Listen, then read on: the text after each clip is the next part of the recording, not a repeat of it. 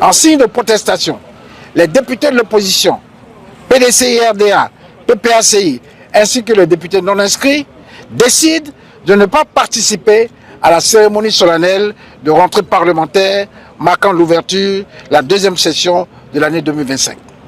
Cette décision, lourde mais impérative, vise à alerter l'opinion nationale et internationale sur le fait que le régime RHDP refuse obstinément de créer les conditions d'une paix durable et d'une indispensable cohésion sociale nécessaire à la consolidation de l'unité de notre jeune nation, la Côte d'Ivoire. Par ses agissements, le régime dirigé par son Excellence, Monsieur le Président Alassane Ouattara, met gravement en péril l'unité nationale et ouvre la voie à des lendemains incertains.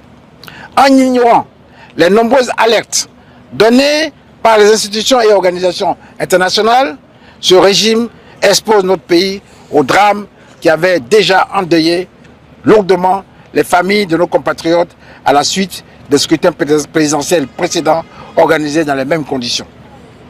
Monsieur le Président, les députés de l'opposition, PDCI, RDA et PPACI, ainsi que les députés non inscrits, ne sauraient se taire face à de telles dérives et se rendre complices de l'essor progressif d'un régime autocratique en Côte d'Ivoire. Depuis l'instauration du multipartisme en 1990, la Côte d'Ivoire s'est engagée sur la voie d'une démocratie fondée sur l'expression des diversités d'opinions et la confrontation pacifique de projets de société. Pour rappel, l'article 55 de la Constitution de la République de Côte d'Ivoire prévoit une élection présidentielle tous les 5 ans avec un mandat renouvelable une seule fois afin de permettre au peuple souverain de choisir librement entre différents modèles de gouvernance.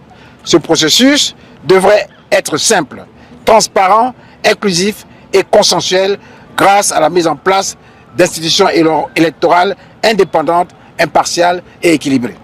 De ce fait, le député représentant du peuple demeure la clé de voûte du processus législatif. L'exécutif, dans ses missions, fait des projets de loi et conduit la gestion du pays, le tout dans le strict respect de la Constitution et des lois.